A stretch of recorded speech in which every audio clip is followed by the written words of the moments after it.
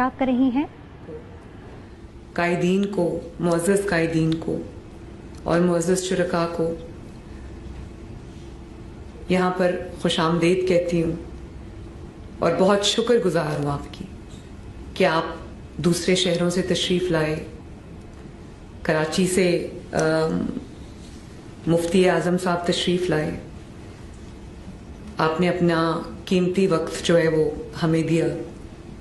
मैं आप सबकी इंतहाई शुक्रगुजार हूँ, दिल की गहराइयों से शुक्रगुजार हूँ और आपको खुशामदीद कहती हूँ। मेरे भाइयों और बुज़ुर्गों, बहुत जय्यद उलमा यहाँ पर तशरीफ़ रखते हैं और बहुत बड़े बड़े नाम यहाँ पे तशरीफ़ रखते हैं और बहुत चमकते दमकते चेहरे जो अल्लाह ताला के अहकामात पे चलने की कोशिश करने वाले, नबी पाक सल्लल्लाहु अलैहि वसल्लम से मोहब्बत करने वाले लोग यहाँ पे मौजूद हैं। और आज हम एक टेबल पे बैठे हैं तो हम एक यूनिट बन के बैठे। ये इस साइड पे तमाम कानून नाफिज करने वाले इदारे मौजूद हैं, आपके वज़रा मौजूद हैं और इस साइड पे हमारे उलमाए कराम मौजूद हैं। तो मैं ये चाहती हूँ कि सबसे पहले तो हम ये समझ लें कि ये कोई हुकूमत वर्सेस कोई जो मजहबी जमातें हैं, ये वो नहीं है। मजहबी जमातें हमारी अपनी जमातें हैं। जहाँ पे मज़हब का नाम आ जाता है वहाँ पर हम सब एक हो जाते हैं। तो सबसे पहले तो मैं आपको ये कहना चाहती हूँ कि मैं आप ही की टीम का हिस्सा हूँ, आप ही की खिदमत के लिए हाजिर हूँ और मेरे सर पे एक बहुत बड़ी रिस्पॉन्सिबिलिटी है। लेकिन मैं आज के दौर में पूरा खानदान साथ बैठकर बांटे प्यार तो किसे वो सिर्फ हमारे लिए एक मशले राह नहीं है, बल्कि आप उम्मत का ज़मीर हैं। आप हमारे जो हमारा मुल्क है, हमारी सरजमीन है, उसमें बसने वाले जो 25-26 करोड़ लोग हैं, अवाम हैं, आप उनका ज़मीर हैं। आप उनको अंधेरों में जब एक बेसकूनी की कैफियत होती है, जब एक लाकानूनियत की कैफियत होती है, जब एक बदअमनी की कैफियत होती है, तो हम सब अल्लाह ताला के अहकामात के लिए और जो एक अल्लाह ताला के अहकामात की रोशनी में, नबी पाक सल्लल्लाहु अलैहि वसल्लम के अहकामात की रोशनी में हम आपके तरफ देखते हैं कि आप हमें वो रहनुमाई फराहम करेंगे, वो गाइडेंस फराहम करेंगे। और इसीलिए मैंने आज आपको यहाँ पर जो है वो तकलीफ दी और इसीलिए हम आज यहाँ पर मिल के बैठे हैं। आप सिर्फ दीन का रास्ता नहीं दिखाते, आसानियाँ पैदा नहीं करते, बल्कि आप कौम के, उम्मत के जहनों को बेदार करने वालों में से हैं। ये जो एक बहुत सेक्रेड रिस्पॉन्सिबिलिटी है और एक बहुत खुशकिस्मती का, जो मैं समझती हूँ खुशकिस्मत लोगों के हिस्से में ये आता है। आप लोग वो अमल को अंजाम देते हैं। रियासत आपको अपना रहनुमा मानती है, अवाम आपको अपना रहनुमा मानती है, मैं आपको अपना रहनुमा मानती हूँ। और इसीलिए आज मैं मुफ्ती मुनीबुर रहमान साहब के साथ मेरी अंदर भी एक मीटिंग हुई है जिसमें हमने दिल खोल के अपनी जो बातें हैं वो की। मैं ये भी समझती हूँ कि जब हम एक ऐसी रियासत में रहते हैं जहाँ आपको अपने मजहबी जो आपके अकायद हैं या आपके जो मजहबी क्रेडेंशियल्स हैं कि आप कितने अच्छे मुसलमान हैं, या आप मुसलमान हैं, या आप अल्लाह ताला को मानने वालों में से हैं, या आप नबी सल्लल्लाहु अलैहि वसल्लम को मानने वालों में से हैं, आप कुरान को मानने वालों में से हैं, आप हदीस पे अमल करने वालों में से हैं, तो आपको एक सर्टिफिकेट की ज़रूरत पड़ जाती है सिर्फ अपने आप को डिफेंड करने के लिए, सिर्फ ये बताने के लिए कि नहीं आप मुसलमान हैं, आप भी जो है वो मज़हब से प्यार करने वाले लोग हैं। तो ये एक बहुत तकलीफ दे सूरत हाल हो जाती है। और आप जानते हैं कि माजी में भी ये हुआ कि सियासी मकासद के लिए کچھ جماعتوں کو صرف عمل میں ہی سیاسی مقاصد کے لیے لایا گیا، کسی کو نیچا دکھانے کے لیے، کسی کے خلاف استعمال کرنے کے لیے، کسی کو ضرر پہنچانے کے لیے. اور یہاں پہ آج کتنے جید علماء تشریف رکھتے ہیں تمام فرقوں سے. بریلوی مکتبہ فکر سے لوگ یہاں پر موجود ہیں، دیوبندی مکتبہ فکر سے علماء یہاں پر موجود ہیں، اہل تشیع مکتبہ فکر سے یہاں پہ علماء موجود ہیں، اہل حدیث مکتبہ فکر سے یہاں پر علماء موجود ہیں. بڑے بڑے نام ماشاءاللہ یہاں پر بیٹھے ہیں. تو میں یہ ایک تکلیف دہ صورتحال ہے کہ ہم ایسی چیز کے بارے میں بات کرنے جا رہے ہیں جو ہم سب کے دلوں پہ بھاری گزرتا ہے، اور ایک بہت ایسا کوئی ماحول نہیں ہے جس میں انسان جو ہے وہ ایسی باتیں کرے جو آپ کا بھی دل کرتا ہے کرنے کو، میرا بھی دل کرتا ہے کرنے کو. لیکن میں صرف یہ پوچھنا چاہتی ہوں کہ اس بات کی ضرورت کیوں پیش آئی؟ یہ جو ایکشن آج ایک جماعت کے خلاف ہو رہا ہے، اس کی کیوں ضرورت محسوس ہوئی؟ میں نے ابھی مفتی صاحب سے بھی یہ عرض کیا تھا کہ آپ نیک لوگ ہیں، آپ اسلام کی تعلیمات پر عمل کرنے والے لوگ ہیں، ہمیں راستہ دکھانے والے لوگ ہیں، اور آپ کی جو مذہبی جماعتیں ہیں، سیاست کرنا سب کا حق ہے، مذہبی جماعتوں کو بھی سیاست کرنے کا حق ہے. لیکن سیاست کی آڑ میں یا مذہب کی آڑ میں انتہا پسندی کو پہنچ جانا، ہتھیار اٹھا لینا، بے گناہوں کو نشانہ بنانا اور راستے بند کر دینا، املاک کو جلا دینا، کسی کی جان لے لینا. اب یہاں پر جو قانون نافذ کرنے والے ادارے یہاں پر موجود ہیں، آئی جی صاحب موجود ہیں، سی ٹی ڈی کے جو سربراہ ہیں وہ موجود ہیں، اسپیشل برانچ کے لوگ بیٹھے ہیں، ہوم سیکرٹری صاحب یہاں پر تشریف رکھتے ہیں. ہم سب اور میں بطور چیف ایگزیکٹو پنجاب کے، ہم سب آپ کی خدمت میں حاضر رہتے ہیں. ہم سب یہ حتی الامکان کوشش کرتے ہیں کہ یہاں پر عوام کی جو جان اور مال اور عزت ہے وہ محفوظ رہے.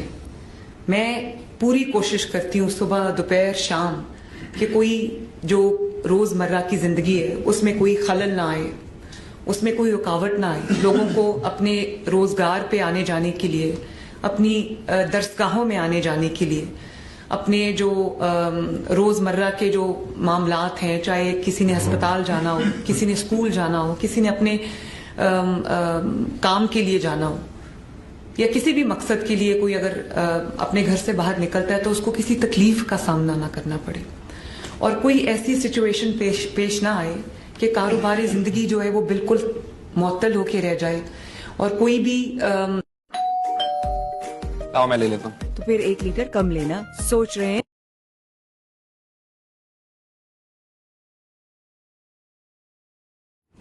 اور ہتھیار اٹھا لے اور حکم دے کہ جو سامنے آئے اس کو چھوڑنا نہیں ہے، جو پولیس والا آپ کے سامنے آئے اس کو چھوڑنا نہیں ہے، جو قانون نافذ کرنے والا آئے اس کو چھوڑنا نہیں ہے. تو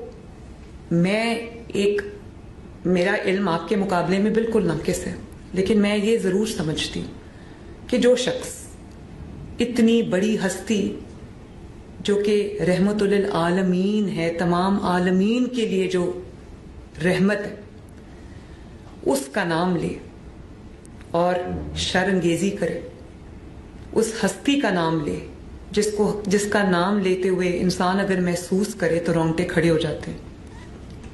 جو عاشقان رسول صلی اللہ علیہ وسلم ہیں، ان کے سامنے جب جو صحیح عشق کرتے ہیں ان کے سامنے آپ نبی پاک صلی اللہ علیہ وسلم کا نام لیں تو آنسو لوگوں کی آنکھوں سے جاری ہو جاتے ہیں، رونگٹے لوگوں کے کھڑے ہو جاتے ہیں. ایک جھرجھری سی کبھی کیفیت ایک آ جاتی ہے انسان کے اندر. جو عشاق بیٹھے ہیں وہ اس بات کو سمجھتے ہیں. تو آپ خود یہ فرما دیجئے کہ کوئی اگر نبی پاک صلی اللہ علیہ وسلم سے عشق کا دعویٰ کرے اور اس کے ہاتھ میں بندوق ہو اور وہ اپنے ساتھیوں کو یہ پیغام دے رہا ہو کہ ان کو مار دو، اس کے ہاتھ میں ڈنڈے ہوں کیلوں والے، اور وہ یہ کہہ رہا ہو، نہ صرف کہہ رہا ہو بلکہ کر رہا ہو کہ جو قانون نافذ کرنے والے ادارے جو آپ کی خدمت میں آپ کی حفاظت پہ مامور ہیں ان کو مار مار کے ان کی ہڈیاں توڑ رہا ہوں, ان کے سر پھاڑ رہا ہوں, ان کی جو کھوپڑیاں ہیں, وہ میرے پاس جو تصاویر ہیں آپ امیجن نہیں کر سکتے کہ میرا دل کس طرح سے دکھتا ہے جب میں دیکھتی ہوں کہ وہی لوگ جو اپنی جان ہتھیلی پہ لے کے آپ کی حفاظت کے لیے, آپ کے گھروں کی, آپ کے محلوں کی, آپ کی سڑکوں کی, آپ کے شہروں کی حفاظت کے لیے, آپ کی املاک کی حفاظت کے لیے جو آپ کے سامنے کھڑے ہیں, آپ یہ حکم دے رہے ہیں کہ ان کو جلا دو, ان کے سر توڑ دو, ان کی ہڈیاں توڑ دو اور راستہ بند کر دو. نبی پاک صلی اللہ علیہ وسلم تو راستے سے پتھر ہٹانے کو اتنا بڑا ثواب کا کام کہا ہے, اور آپ جانتے ہیں کہ انہوں نے یہ بھی حکم دیا کہ کچھ چیزوں میں مسلمان اور غیر مسلمان اس کی تفریق نہیں ہے.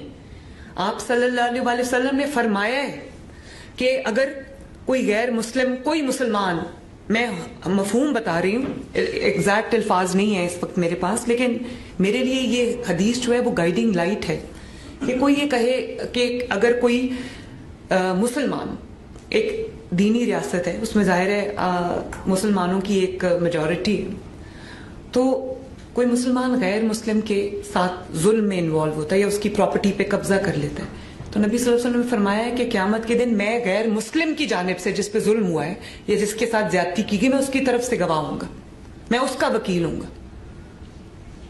تو انہی احکامات کی روشنی میں آپ سے یہ رہنمائی چاہتی ہوں کہ بطور حکمران, جو یہ حکمرانی اللہ تعالیٰ نے دی ہے, یہ کرسی مجھے اللہ تعالیٰ نے دی ہے اور یہ سدا رہنی بھی نہیں ہے, میں آپ سے یہ رہنمائی چاہتی ہوں کہ اگر کوئی جتھا ہتھیاروں سے لیس ہو کر سڑکوں پہ آ جائے اور کہے کہ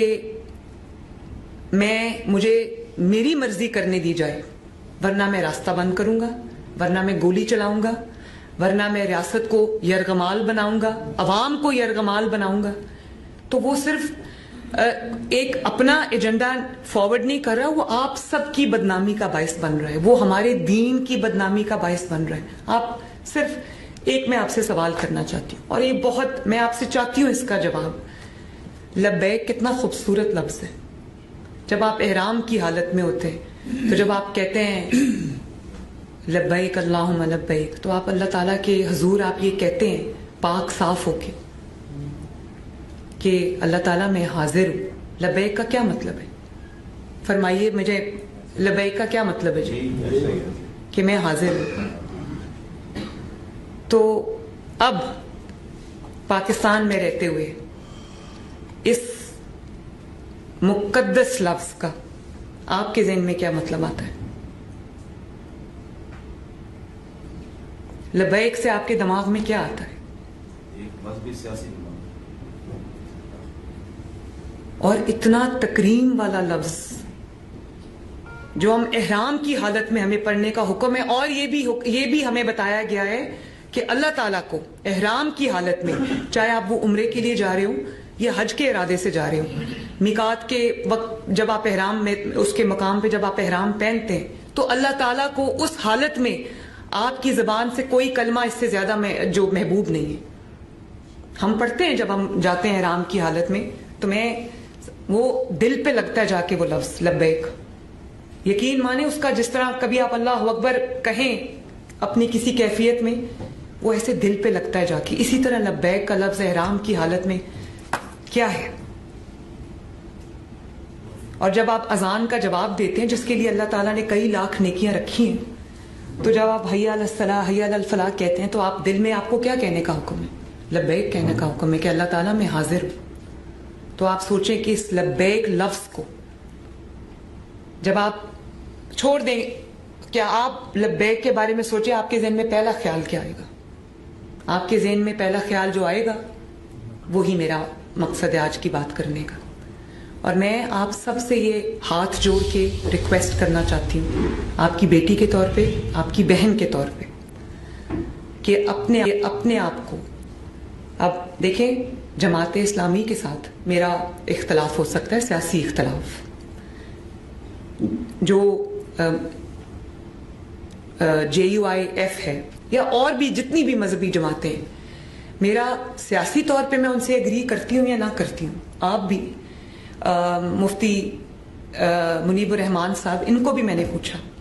میں نے کہا کہ کبھی آپ جتنے حضرات بیٹھے ہیں یہاں پر اہل تشیع کے لوگ بھی شامل ہیں اور بہت ایک محرم میں ایک ایکسٹینسو ایک ایکسرسائز ہوتی ہے، میں نے آج تک نہیں دیکھا کہ کسی نے کوئی کیلوں والا ڈنڈا آپ حضرات میں سے کسی نے اٹھایا ہو. راغب نعیمی صاحب یہاں پر موجود ہیں، یا کسی نے یہ کہا ہو. آج تک میں نے آپ حضرات کی زبان سے ممبر پہ کھڑے ہو کے میں نے کبھی یہ سنا ہی نہیں کسی سے کہ کوئی یہ کہتا ہو اس کو مار دو، اس کو جلا دو، راستہ روک دو. اور دیکھیں کس لیے؟ غزہ کے لیے. ہم سب مسلمان ہیں، ہمارا اور دل جو ہے وہ غزہ کے فلسطین کے مسلمانوں کے لیے دھڑکتا بھی ہے، دکھتا بھی ہے.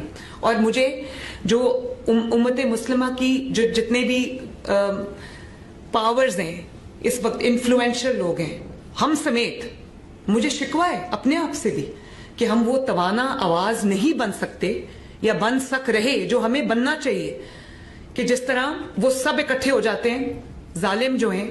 اور فلسطین میں جو جس قسم کے مناظر ہم سوشل میڈیا پہ جو ویڈیوز آتی ہیں، جس قسم کے ہم میں آنیسٹلی وہ شاید قیامت ہے ان لوگوں کے اوپر گزرتی ہے. لیکن جب ایک حل دنیا کے سامنے آیا اور غزہ کے فلسطین کے مسلمانوں نے جب اس کو نہ صرف سیلیبریٹ کیا بلکہ خوشی منائی کہ ان کے اوپر جو ظلم کی ایک داستان تھی وہ ان کو لگا کہ اب ہمیں ریلیف ملے گی، وہ خوشی منا رہے تھے.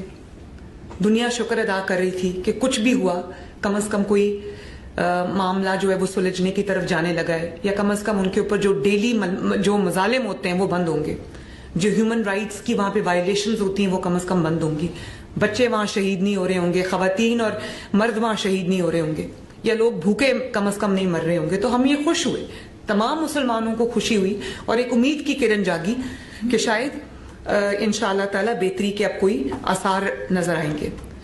تو جب فلسطین میں لوگ خوشی منا رہے تھے، یہاں پر اعلان کیا گیا کہ ہم اسلام آباد پہ چڑھائی کریں گے فلسطینیوں کے لیے جو خوشی منا رہے تھے. تو مجھے یہ بتائیے کہ کیا یہ آپ جینوئنلی یہ سمجھتے ہیں کہ فلسطینیوں کے لیے وہ مظاہرہ کیا گیا تھا یا مظاہرہ پلان کیا گیا تھا؟ اور ہم نے تو اتنا بڑا یہ ہنگامہ چلا، میں نے ایک بار آپ سب مجھے گواہی اس کی دیں گے، ہو سکتا ہے میں غلط ہوں، ایک بار میں نے کسی اس شرپسند جماعت کے ایک شخص سے بھی فلسطین کے بارے میں ایک جملہ نہیں سنا. اگر سنا تو یہی سنا کہ مار دو، یہی سنا کہ ان کو چھوڑنا نہ، ان کو گھروں میں جانے نہ دینا، یہی سنا. یا جو نظر آیا وہ کیا آیا کہ جو آپ کے قانون نافذ کرنے والے ادارے ہیں، پولیس اور رینجرز، ان کو پوائنٹ بلینک رینج سے گولی ماری گئی. مجھے بتائیں کہ کوئی کھڑا ہو کے پوائنٹ بلینک رینج سے مسلمان شخص کو جو آپ کا محافظ ہے اس کو گولی مارے گا؟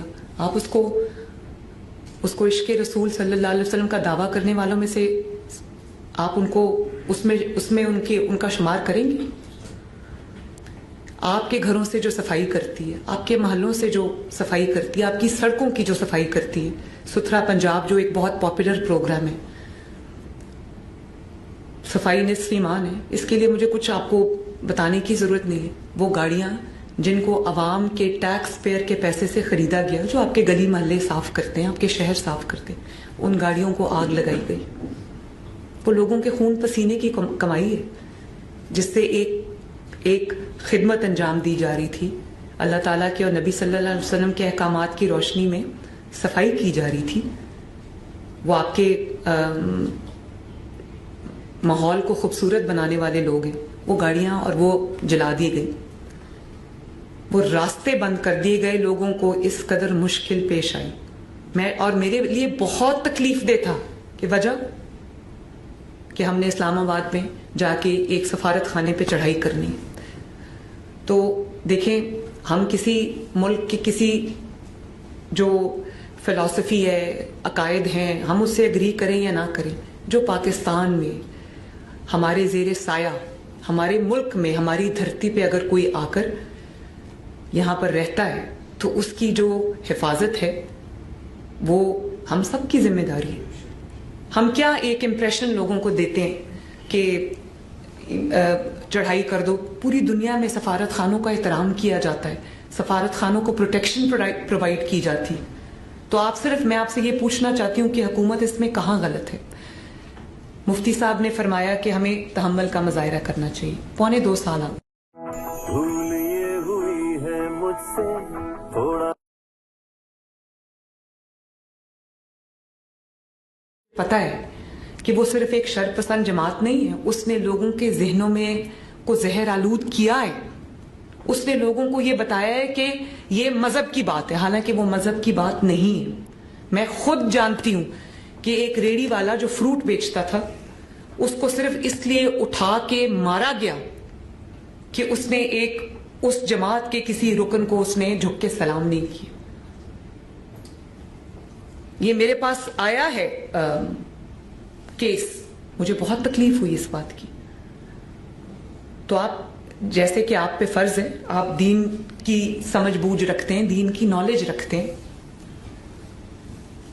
अल्लाह ताला का जो मुकद्दस घर है, जिसको हम मस्जिद कहते हैं, या मदरसा जिसके अंदर इस्लाम की तालीमात दी जाती हैं, कुरान पाक को पढ़ाया जाता है, समझाया जाता है, अहादीस के बारे में लोगों को आप एनलाइटन करते हैं, उसका मेंबर आपके पास है, वो लाउड स्पीकर आपके पास है।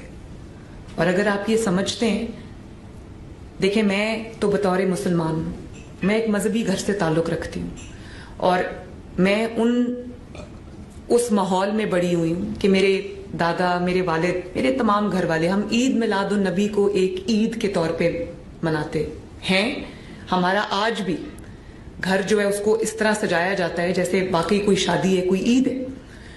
तो जब मैं छोटी थी तो मॉडल टाउन में रहते थे, तो ईद मिलादुन नबी सल्लल्लाहु अलैहि वसल्लम के जुलूस हमारे घर के आगे से गुजरते थे। मेरे दादा ने हमारे हाथों में, छोटे छोटे बच्चे होते थे, फूलों की, गुलाब की पत्तियां दी होती थी और मिठाई के जो पैकेट्स हैं वो देते, वो हम जुलूस के ऊपर वो पत्तियां फेंका करते थे और वो जो मिठाई है वो जुलूस में तकसीम किया करते थे। तो मेरी तो इस किस्म की माहौल में मेरी परवरिश हुई है। मुझे तकलीफ होती है ये देख के कि कोई इश्क रसूल सल्लल्लाहु अलैहि वसल्लम का दावेदार जो है वो काम कर रहा है जो बिल्कुल नबी सल्लल्लाहु अलैहि वसल्लम के अहकामात के मुनाफी है। और आप सबको मेरी आपसे ये गुजारिश है कि ये भी हदीस है ना कि ईमान का सबसे कमजोर दर्जा ये है कि दिल में बुरा जाने। हम सब दिल में बुरा जानते हैं, बात नहीं करते सामने आके, किसी ना किसी खौफ की बिना पे हम लोग बात नहीं करते। ये बात की जानी चाहिए। आप अपने आप को, तमाम मजहबी जमातों को उससे अपने आप को अलहदा करना है और उनके जो फॉलोअर्स हैं, जिसके अंदर बहुत कोई इनोसेंट लोग भी हैं जो दीन की मोहब्बत में एनालाइज किए बगैर एक भेड़ चाल के पीछे चल पड़ते हैं, उनको सही रास्ते पे लाना, उनको दीन का असल रूह समझाना, उनको इश्क नबी सल्लल्लाहु अलैहि वसल्लम की असल रूह समझाना, ये आप सबका फरीजा है। लोगों की जो एक फिक्री इस्लाह है वो भी आपका मजहबी फरीजा है। और इसी तरह आपके जान की, आपके माल की, आपकी इमलाक की, आपकी इज्जत की, आपकी नामूस की हिफाजत बतौर वजीर आला मेरी जिम्मेदारी, मेरी मजहबी जिम्मेदारी, जिसके बारे में मैं अल्लाह ताला को जवाब दे हूं। और इतना झूठ कि आपने शायद वो वीडियोस देखी होंगी कि कैश के बंडल्स निकल रहे हैं दफातर में से, वो असला बरामद हुआ रेड्स के दौरान, जो असला शायद लॉ इन्फोर्समेंट एजेंसीज के पास भी नहीं है। मैं आपसे पूछना चाहती हूँ कि आप में से कितने ऐसे उलमाए कराम हैं जिनके मदारिस में, जिनकी मसाजिद में वो असला कहीं से निकल आता है या असला रखा हुआ है आपने, जो अपने हिफाजत पे मामूर जो सिक्योरिटी गार्ड्स रखे हुए हैं उनके पास जो लाइसेंस वाला असला है। ये असला किस लिए इस्तेमाल होता है?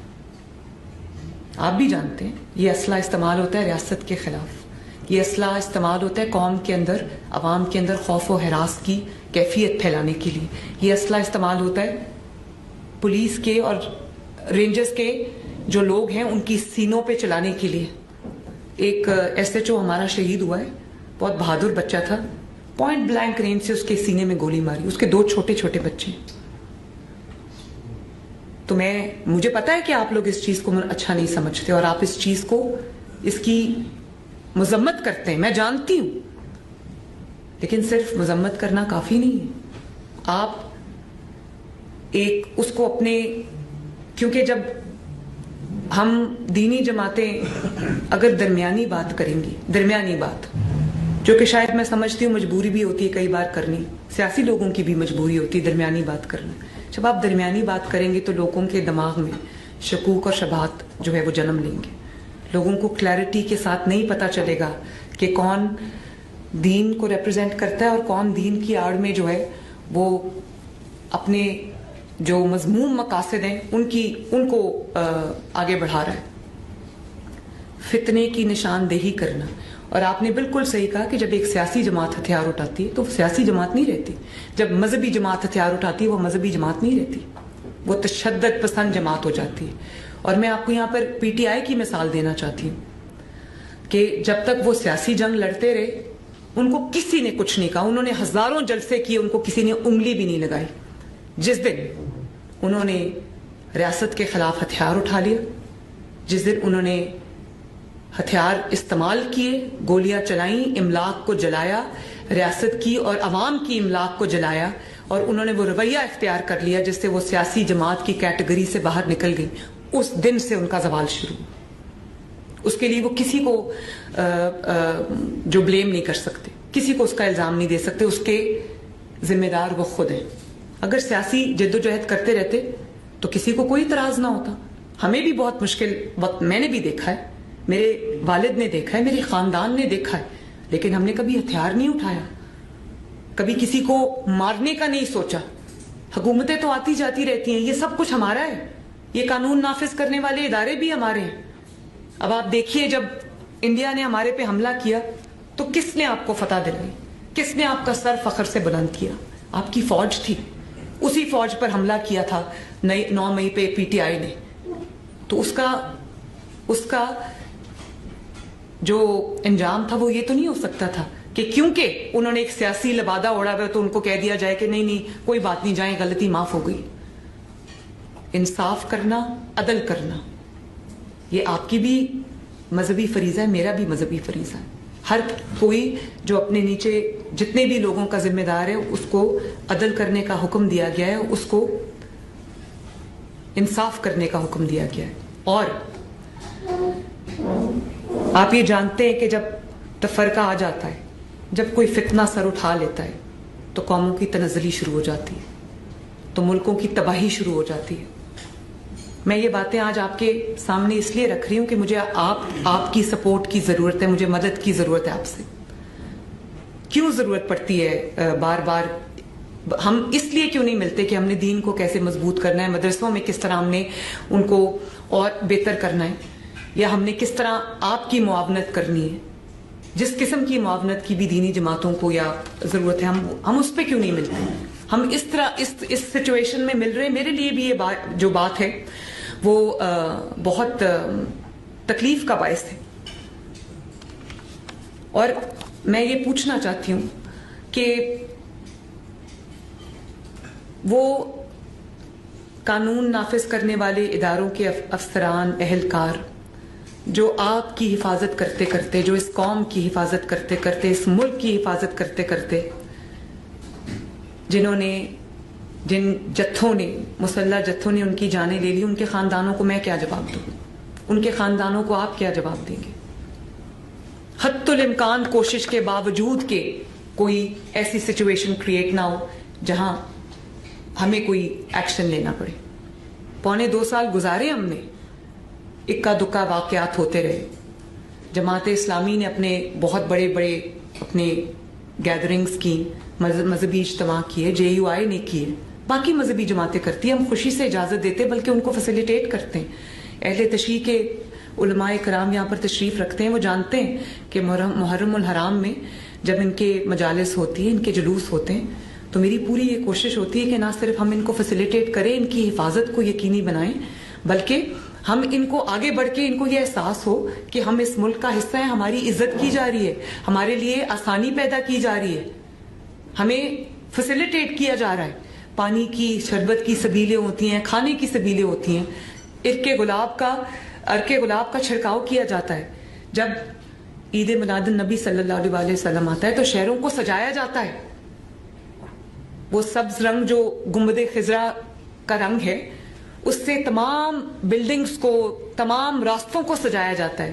مٹھائی تقسیم کی جاتی ہے میری جانب سے, حکومت پنجاب کی جانب سے, اور عرق گلاب کا چھڑکاؤ کیا جاتا ہے تاکہ, اور ان کے ساتھ ہماری جو موبائل ہاسپٹلز چل رہے ہوتے ہیں ان کی حفاظت کے لیے 24 گھنٹے جو ہے وہ ڈیوٹی, قانون نافذ کرنے والے اہلکار جو ہے وہ ڈیوٹی دیتے ہیں. ہم جاگتے رہتے ہیں کہ کوئی بھی اگر مذہبی کوئی رسوم ادا کی جا رہی ہے تو کسی کو تکلیف نہ ہو.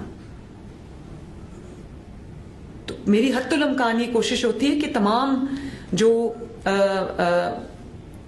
مسلک ہیں, جو عقائد کے لوگ ہیں, ان کو ہم ایک چھتری کی طرح, ایک لڑی کی طرح اپنے معاشرے میں, اپنی حکومت میں ہم پروئیں تاکہ ہمیں لگے کہ ہم ایک ہیں.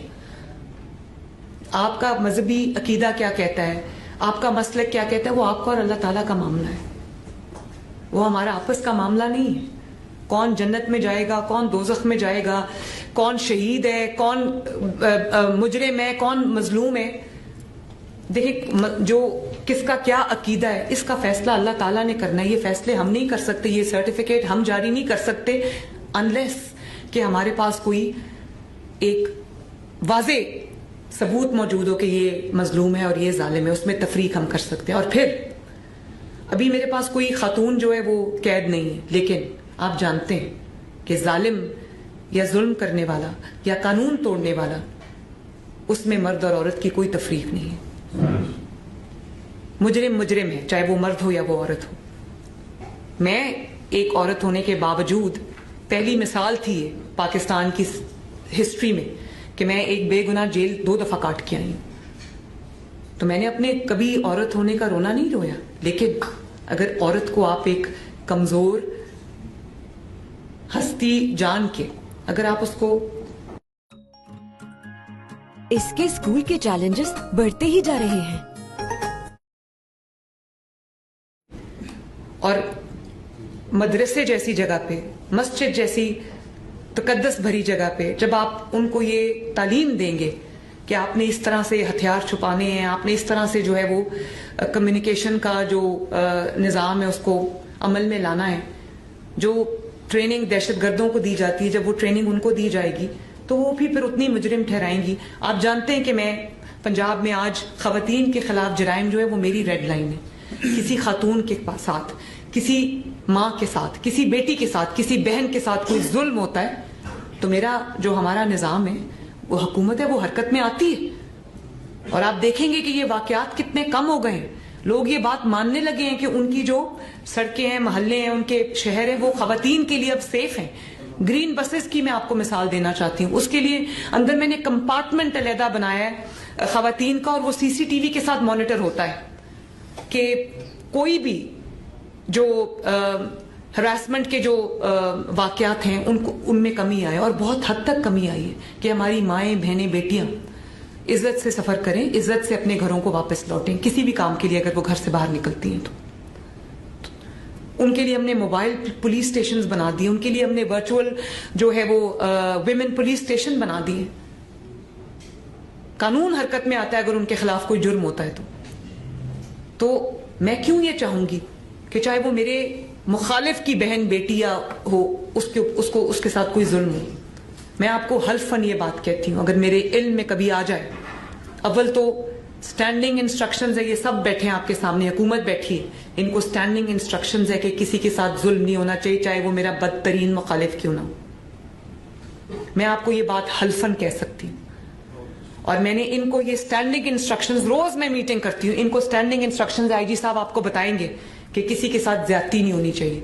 اگر آپ نے کوئی بے گناہ اٹھا لیا ہے تو آپ اس کو عزت سے گھر چھوڑ کے آئیں, چاہے وہ میرے خلاف قتل کے فتوے بھی دیتا ہو, لیکن کسی جو کوئی بے گناہ ہے اس کے ساتھ کوئی زیادتی نہیں ہونی چاہیے. اور میں نے مفتی منیب الرحمان صاحب کی اس بات پہ, میں نے آج یہ آپ کے سامنے بیٹھے, میں ایک دفعہ پھر آپ کے سامنے ان کو, آپ کو گواہ بنا کے یہ ہدایت جاری کر رہی ہوں کہ چھانٹی کریں اور اپنے جو نیچے فیلڈ فارمیشنز ہیں ان کو احکامات دیں کہ چھان بین کے بغیر اگر کوئی کسی جرم میں کوئی انوالوڈ ہے اور اس کے آپ کے پاس ناقابل تردید شواہد ہے تو آپ اس کو ضرور پکڑے، گرفتار کریں، لیکن ایک جو حلے کے اندر آپ کچھ بے گناہوں کو بھی پکڑ لیتے ہیں تو یہ دھبا وہ ساری زندگی نہیں دھو سکتے.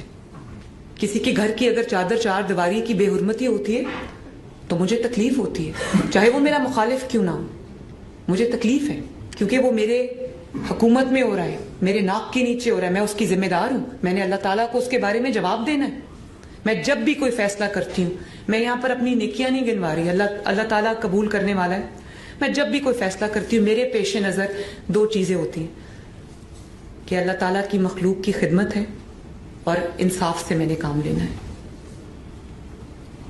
تو آپ خود مجھے بتائیے کہ میری حتی الامکان کوشش کے باوجود کہ کوئی لڑائی نہ ہو، کوئی گروہ آمنے سامنے نہ آئے، حکومت کو کوئی قدم نہ اٹھانا پڑے، کوئی سختی نہ کرنی پڑے، میں مزید اور کیا کر سکتی ہوں؟ آپ فرمائیے، مجھے بتائیں کہ میں اور کیا کر سکتی ہوں. جب کوئی ایک تہیہ کر لے اور مذہب اس کا مقصد نہ ہو کہ میں نے اب چھوڑنا نہیں ہے ریاست کو، میں نے ملیا میٹ کر دینا ہے، میں نے گھیراؤ جلاؤ کرنا ہے، میں نے مار دینا ہے، تو میں ادھر ریاست کیا کرے گی؟ ریاست کا ان کو روکنا ریاست پر فرض ہے، میرے پہ فرض ہے، ورنہ یہ آگ ہر گھر میں لگے گی، یہ آگ ہر گلی تک پہنچے گی، ہر محلے تک پہنچے گی. تو میں یہ بھی پوچھنا چاہتی ہوں کہ جو لوگ ڈیوٹی پہ آپ کی حفاظت کے لیے گئے تھے، عوام کی حفاظت کے لیے گئے تھے، ان کی ہڈیاں توڑ دی گئی، ان کو اپاہج کر دیا گیا، اس کا سوال میں کس سے پوچھوں؟ اس کا جواب کون دے گا؟ ہتھیار آپ کے پاس کہاں سے آئے اور اتنی تعداد میں ہتھیاروں کی ضرورت آپ کو کیوں پڑی؟ اس کا جواب کون دے گا؟ اتنا کروڑوں روپیہ جو آپ کے بکسوں سے نکلا ہے، آپ کے دفاتر سے نکلا ہے، آپ کے مدارس سے نکلا ہے، اس کی ضرورت آپ کو کیوں پیش آ رہی ہے؟ میں سمجھنا چاہتی ہوں کہ اس کی ضرورت آپ کو کیوں پیش آ رہی ہے. یہ دین اسلام کے نام پر کی گئی سب سے بڑی خیانت ہے، اور اس کو خیانت کہنا یہ امانت ہے جس پہ آپ بھی، جس کے ذمہ دار ہے، جس کی ذمہ دار میں بھی، یہ امانت ہے. اس کے اندر سب سے بڑی خیانت وہ لوگ کر رہے ہیں جو سامنے دین کا نام استعمال کر رہے ہیں اور وہاں پر ان کا ایجنڈا جو ہے وہ بہت خطرناک ہے، کچھ اور ہے. تو میرے یہ بھی کہا گیا کہ 600 افراد ہلاک ہو گئے، جاں بحق ہو گئے، 400 افراد جاں بحق ہو گئے.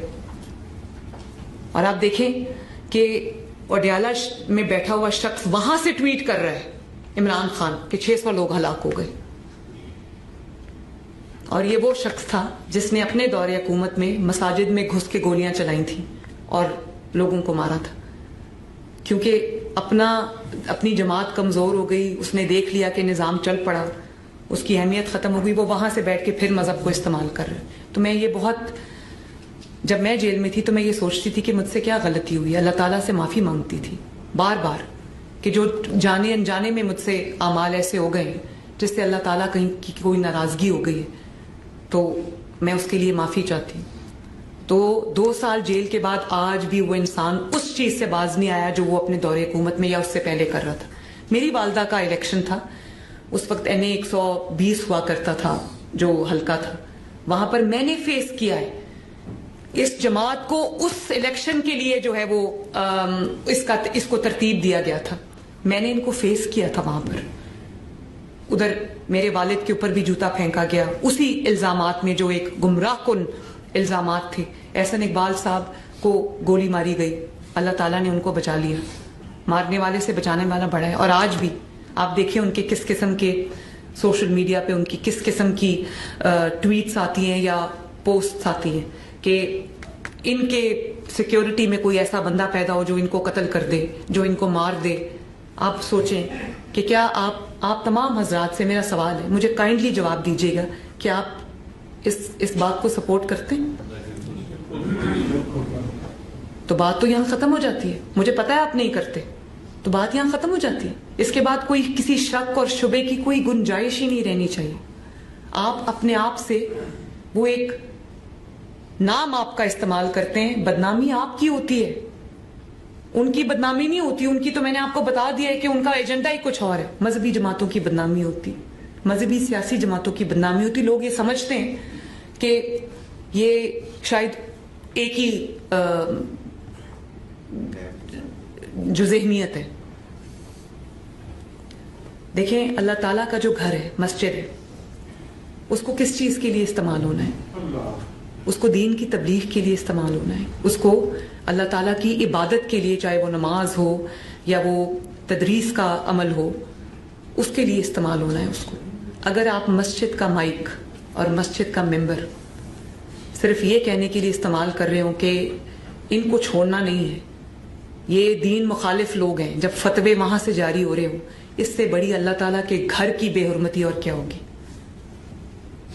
اس سے زیادہ اس کے گھر کی تقدس کی پامالی اور کیا ہوگی؟ میں نہیں چاہتی کہ کسی کے اوپر ایکشن ہو. اسی لیے جو ہم نے ان سے جو ان کی جو مساجد ہیں اور جو ان کے مدارس ہیں جو ہم نے سیل کیے, اس کو ہم نے مفتی منیب الرحمان صاحب کے حوالے کیے. میں نے اس کو اپنی حکومت میں نہیں رکھا, میں نے اپنے اوقاف ڈپارٹمنٹ کو نہیں دیا, اس کو آپ سب کے حوالے کیا, کیونکہ میرا ایک یقین ہے آپ پہ, میرا ایمان ہے کہ آپ لوگ اس کو اللہ تعالیٰ کے دین کی ترویج کے لیے استعمال کریں گے. اس لیے وہ ہم نے آپ کے حوالے کر دیے. اور پہلی بار مجھے آپ بتائیں کہ کیا پنجاب میں کبھی یہ ہوا کہ جو سب سے محترم شخص ایک محلے میں یا ایک گاؤں میں کون ہوتا ہے؟ لوگ کہتے ہیں جی امام مسجد سے فیصلہ کرا لو, امام مسجد نے یہ کہہ دیا تو یہ ہوگا. سب سے محترم شخص اللہ تعالیٰ کے گھر کا امام ہوتا ہے. مجھے اس بات کی تکلیف تھی کہ ان کو کبھی کچھ مساجد ایسی ہیں, بلکہ بہت بڑی تعداد مساجد کی ایسی ہے جس کے امام کو تنخواہ دینے کے لیے, جس کے مؤذن کو تنخواہ دینے کے لیے سب چندہ جمع کرتے ہیں اور اس کو مہینے کی تنخواہ دی جاتی, اور وہ غریب لوگ ہوتے ہیں, ہینڈ ٹو ماؤتھ لوگ ہوتے ہیں. تو مجھے لگتا تھا کہ ان کی بے عزتی ہے یہ کہ ان کو چندہ جمع کر کے تو ان کو ایک تنخواہ دی جا رہی ہو. تو میں آپ سے پوچھنا چاہتی ہوں, کیا کبھی کسی نے یہ قدم اٹھایا کہ 65,000 جو مساجد ہیں ان کے جو ان کے امام حضرات ہیں ان کا وظیفہ مقرر کیا جائے؟ بے شک وہ وظیفہ ایک ناکافی اماؤنٹ ہے, زیادہ ہونا چاہیے, اس کو ہم زیادہ بھی کریں گے انشاءاللہ تعالیٰ, لیکن کم از کم اگر باقیوں کو راشن کارڈ مل رہے ہیں, باقیوں کو جو ان کی مالی معاونت دوسرے ڈپارٹمنٹ سے تعلق رکھنے والے لوگوں کی جا رہی ہے, تو ان کی بھی ہونی چاہیے. میں نے اپنے والد کو کہا کہ ہم ان کو 15,000 روپیہ مہینہ دیا, تو مجھے کہتے ہیں یہ تو بہت تھوڑا ہے, آپ کو اس کو 25,000 کرنا چاہیے. تو یہ ہم کرنے جا رہے ہیں.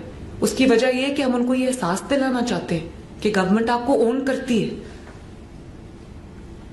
کہ لوگوں کی جو چندہ ہے کرنا ہے اس کے لیے اس کے اوپر آپ کو ڈپینڈ نہ کرنا پڑے.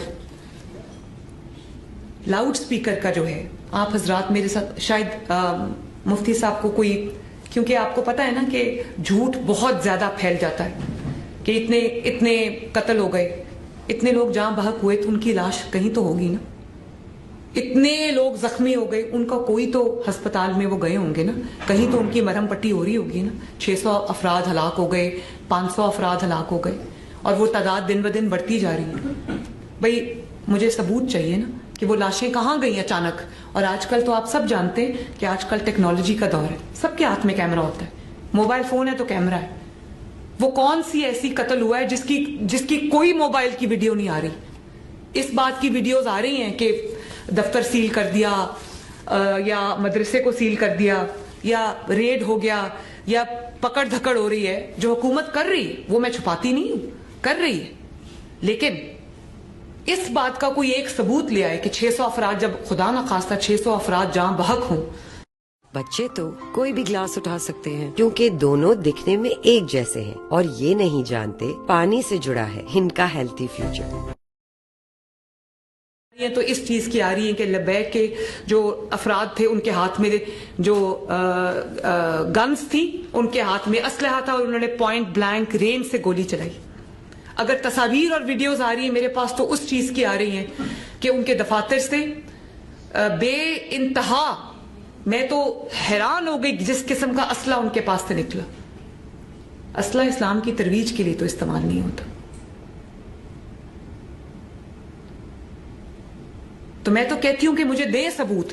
آخر وہ لوگ کہاں گئے, وہ لاشیں کہاں گئی, وہ ڈیڈ باڈیز کدھر گئیں؟ میری ڈیڈ باڈی اگر آئی ہے میرے کسی پولیس والے کی تو دنیا نے دیکھی ہے, اس کا جنازہ دنیا نے پڑھا ہے. کوئی زخمی اگر پولیس یا قانون نافذ کرنے والے اداروں کا کوئی زخمی ہوا ہے تو وہ دنیا نے دیکھا ہے. مجھے بھی دکھائیں.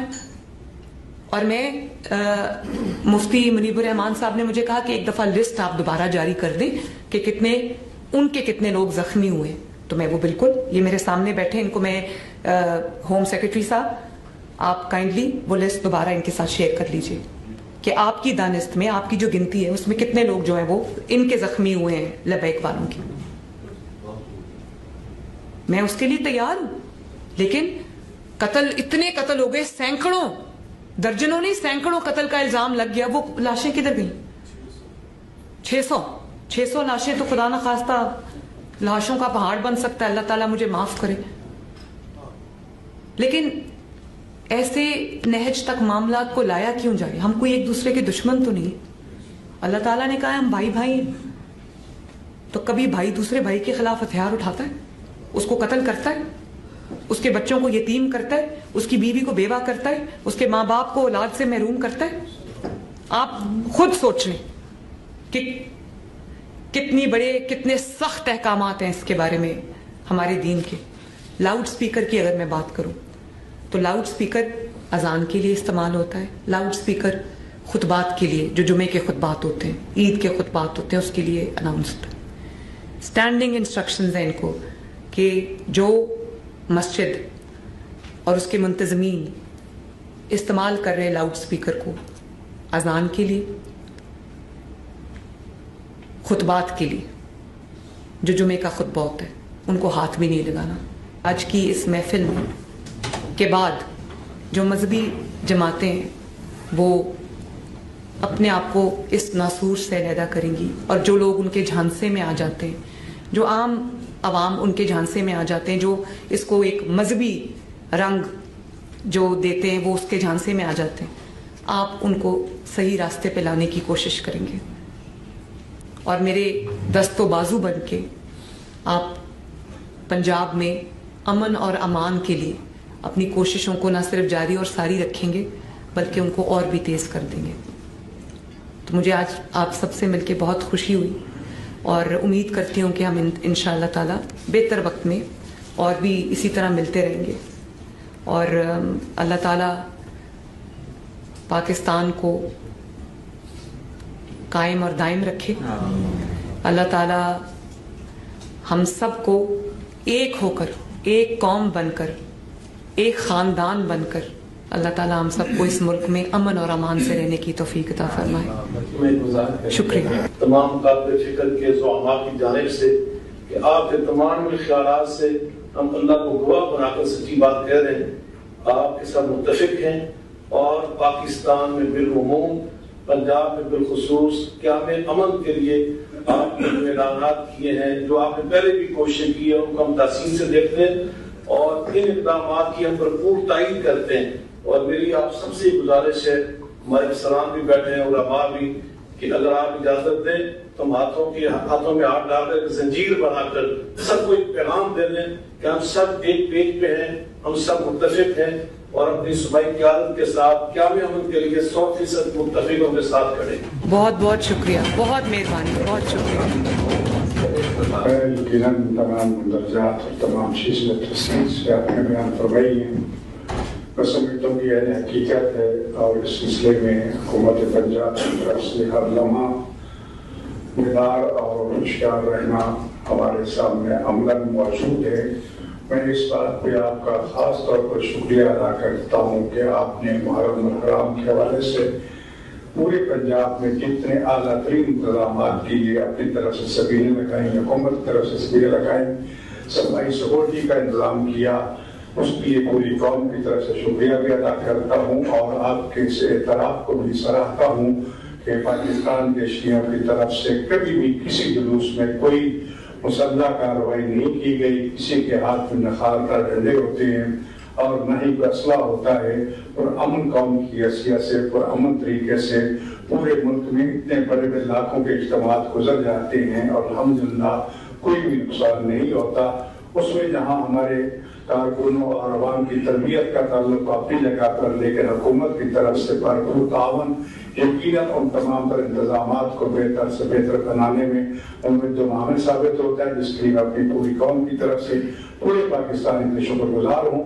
और इंशाअल्लाह ताला हर हवाले से, न सिर्फ ये कि मुहर्रम के जुलूसों के हवाले से, पाकिस्तान में जो भी कोई किसी भी किस्म का मामला क्या हमें अमन के हवाले से है, हम आपके साथ हैं। पहले की तरह, हमेशा की तरह, ये हमारा वतन है, हमने बनाया है और हमने इसकी हिफाजत करनी है और हमेशा की तरह हिफाजत करते रहेंगे।